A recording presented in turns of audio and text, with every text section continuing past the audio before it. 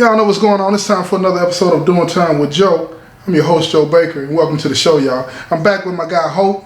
He's breaking this story down. Look, where he left off talking about he made $10,000 a month at the auto dealership. He got an addiction that's running wild. We don't know where his son's at. We hadn't heard him say anything about his son. He's finna get into all of that type of stuff. But look, y'all need to listen to this story, right? Because a person's life comes in peaks and valleys, and all of these different things is going on. And a lot of people out there, and I know a lot of y'all that's listening, I know me in particular, y'all be like, man, ain't no way that'll happen to me. But it's possible. It is possible. Life's circumstances, I'm telling you, if you're not on guard, things will happen. And when you start out at a young age, it's hard to break free from certain things, right? So just keep listening to the story because it's getting better, right? Hope, what's up, man? Welcome back. No, thank you. So go ahead, pick up where you left off, man, and just do your thing. So, I mean, you asked about my son. Yeah. Well, all right. So I'm gonna have to, which we're gonna have to back up again a little bit. Okay. All right. But I'm gonna come back to the dealership. Yeah. My son, I've been in and out of women this whole time, but I've actually at this point, as me being at the dealership, I have been with the same woman, and she's got 2 kids at this time. We'll just call her Marie. Okay, Marie. We've been together about 5 years. Mm-hmm. At this 5-6 years at this point. Just because now I've worked and the addiction or the selling part of the cocaine and the crack really comes more after the parole gets off. I'm just a user and building my addiction, I guess you could say, from 3 to 7. Mm-hmm. Those 4 years is where that addiction is growing. I've had decent jobs through these 4 years. One of my main jobs, I was a newspaper delivery. Believe it or not, I'm making $1,400 a month, or not a month, some $1,400 every 2 weeks, delivering papers. Yeah, good money. Yeah, expensive on cars and stuff, but good money. Yeah, I had in my mind I could take, and if I made $1,400 every 2 weeks, I could take $200 every 2 weeks and get high. Mm-hmm. Now I might make that $100 this week and $100 the next week, and then that 2 weeks is up. So now I'm back to my $200 and put money. I learned how to. I couldn't take away from the kids because she's got 2 kids. I've got a kid. You know. I managed my addiction. Yeah. But it's there. It's raging. Yeah. Okay. So my son, he's been taken care of this whole time. Mm-hmm.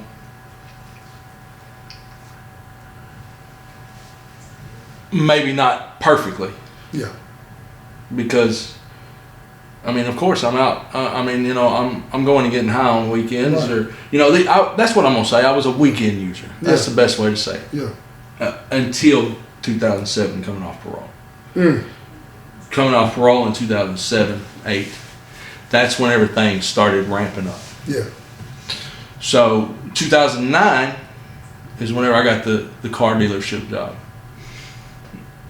If you ever hear somebody say and that all salesmen, all auto salesmen or the salesmen of the auto trade or whatever own drugs, probably right. Because every dealership that I've worked for 3 altogether. Every dealership that I've worked for, 90%. Let's back it down a little bit. 80% of the salesmen get high. Most of them do coke. Some smoke pot, but most do. Yeah. Okay, so I fit right in. Yeah. This job is whenever I said this job was perfect, it was, for me it was. I got a got a house in a subdivision in a cul-de-sac, in-ground pool, 2-car garage. I mean, first check. Everything looks great. Yeah. I'm going and buying a little dope, selling the dope at work. Because everybody that works there, they getting high. Making $10,000 a month. I made $10,000 a month for 3 months. Now I only had the job for 3 months. Yeah. If everybody would thinks back and knows or think back, that 2009, 2010 is whenever the recession hit. Yeah. So even though that I was the top salesman of the month and everything, the last one to get hired, the first one to get fired. Gotta go. And I was one of the last, and I was the last one to get hired before. What it was this company was selling out, and this other company was buying in, and they were hiring their own. Bring their own people. Yeah. And I was just so happened to be one of their own people that they hired. Mm-hmm. But I was just happened to be one of the ones that they fired. So I went from living in this nice house, in-ground pool, 2-car garage. Mama living with me. Now Daddy's been out of the picture this whole time. I said, I took care of Mama. I took Mama, even though I gave her how you take care of your mama because you gave her your first set of crap. I still took care of my mama. I love my mama. Yeah, I believe that. I didn't want nothing to happen to her. Yeah.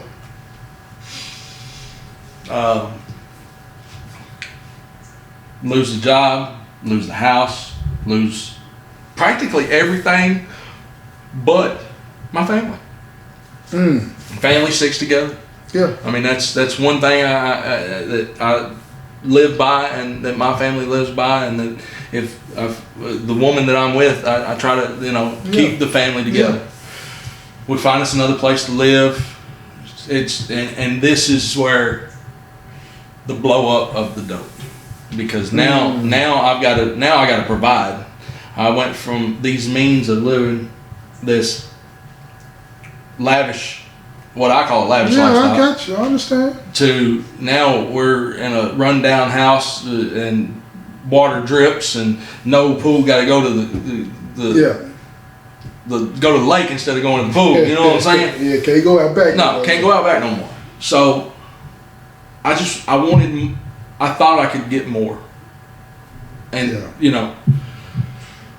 well,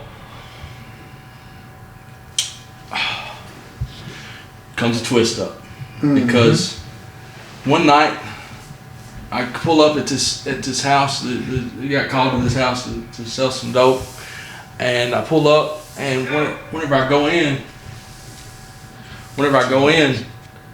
I see this chick that I know and that I want to talk to, but I can't remember exactly where I wanted to talk to her, or where I knew her from, or what it was. And whenever she tells me her name, who she is, and I'm like, oh my God. Okay, so we're gonna have a little flashback right here, because this is a chick that was friends with me and my son's mama that died. And this was a little raunchy. This was my first threesome.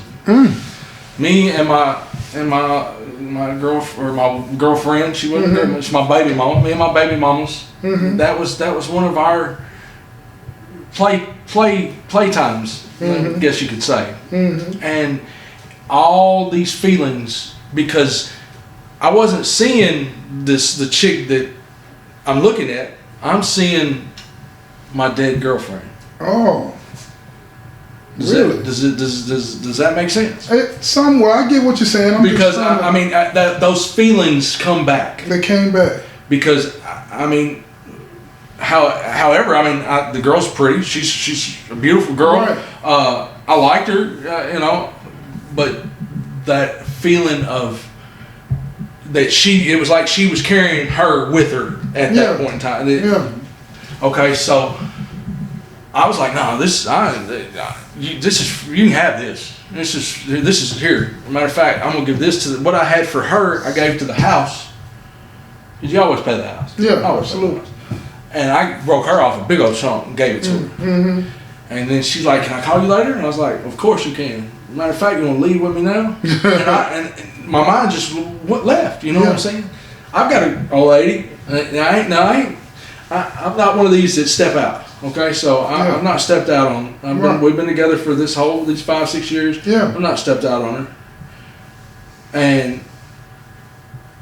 it just, I don't know, something in me that night broke, snapped, whatever you want to say. I didn't even go home that night. That was the first time I ever stepped out on my woman. Whatever. I mean, I ain't trying to be disrespectful, but and I can't say that I even stepped out, but I had a good time with another woman. Yeah. Because we didn't have sex. Right. We didn't. There was no sexual gratification. It was just the conversation and the emotional enjoyment of sitting there talking to her after all these years and bringing back that memory. Yeah, you're thinking about the love that got away. Basically, yes. Yeah. But also, there's after sitting there all night long, getting high, and doing this, that, and the other, there is a sexual attraction there. Don't get me wrong. But neither one of us at this point in time has acted on it. Went there.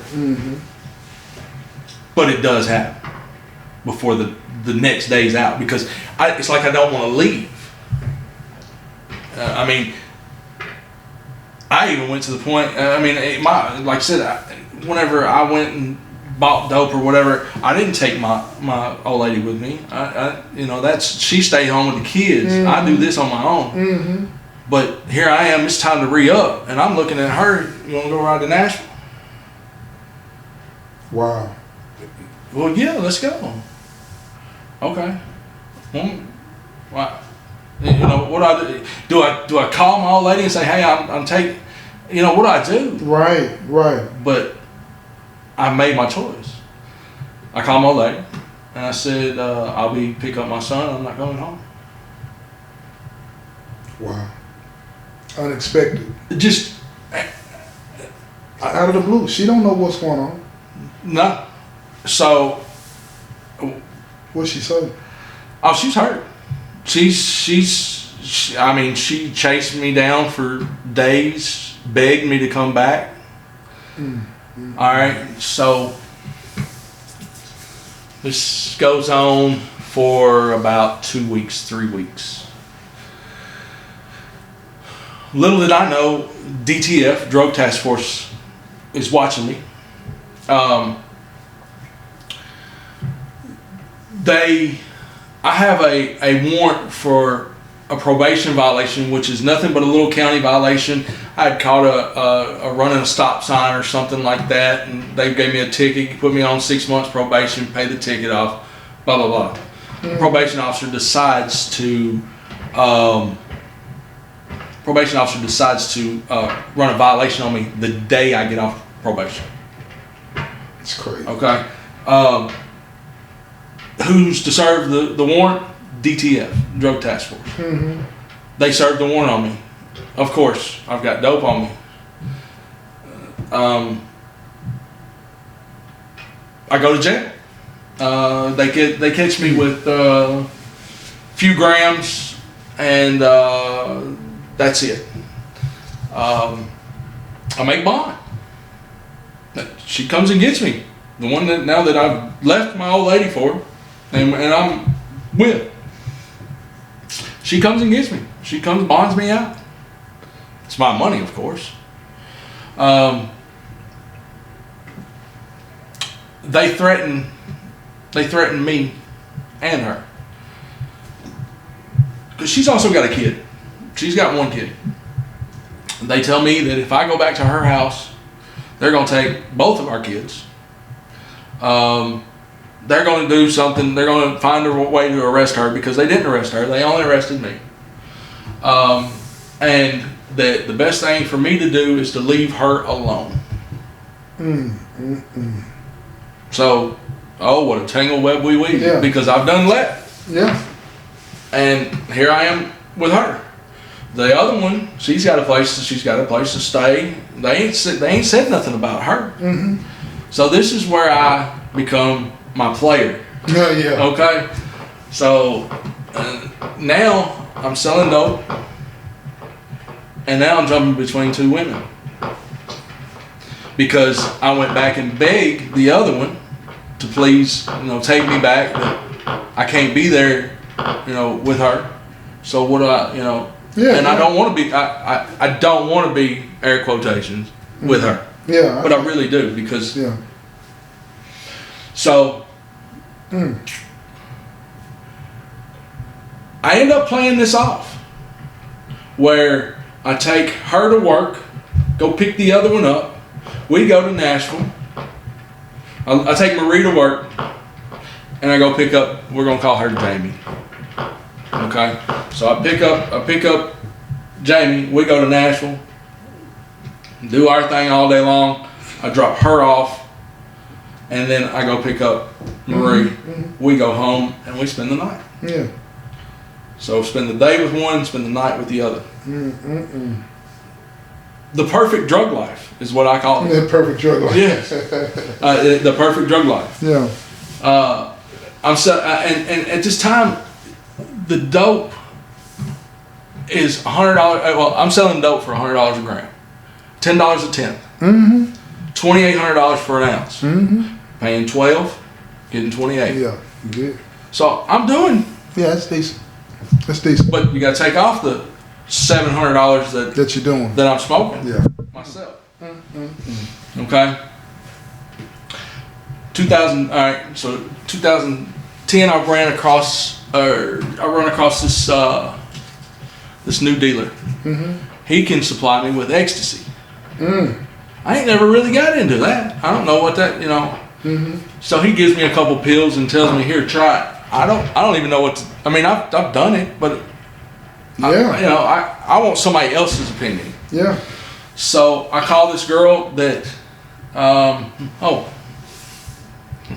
call this girl, and I'm gonna put her in the picture at this point in time though. I'm gonna back up again because I started to tell you that it was Christmas and that I never sold dope out of my house and everything. Okay, so this Christmas, which was 2009, I'm trying to give you a timeline here. 2009 Christmas, I invited a couple friends over, wives, their kids, my wife, or my girl, never been married, my girl, kids, my mama, got a whole house full of people. But yet, I use the term loosely, crackheads don't care if it's Christmas Day, Christmas Eve, 3 o'clock in the morning, 5 o'clock at night. It doesn't matter what it is. You want to get high. So, and I ain't leaving my family. I ain't leaving my friends. We got poker tables set up. We playing poker. We enjoying Christmas. We having our Christmas party. So I start letting people come to my house. Next thing I know, I got 10 cars lined up out front of my house, and I'm serving each car. Pull up, drop, pull up, drop, pull up, drop. This goes on for about 4 hours. Goodness, nonstop. And sporadically. Yeah. Little did I know that a detective's mama lives 3 houses down, and she's the neighborhood watch. She watch everything. She sits with the lights off, sitting in the window watching. Yeah. She's nosy Rosie. Yeah. Okay? Yeah. Probably got binoculars. Definitely had binoculars. Yeah. Definitely. So I first business day, Monday morning. Of course, the house is cleaned up. I don't just leave shit laying out. Right. Absolutely. It might have been a roach in an ashtray because I don't even smoke pot at this time. That was a younger drug to me. I'm hard drug, crack. Yeah, you all the way in. Yeah. So I get a knock on the door. Go to the door, look, it's police. Yeah, stop right there. Y'all gonna have to tune in to get the rest of this, right? The police is at the door. What do? You want to find out? Tune in to the next episode. This has been another episode of Doing Time with Joe. I'm your host, Joe Baker, and I say peace, y'all.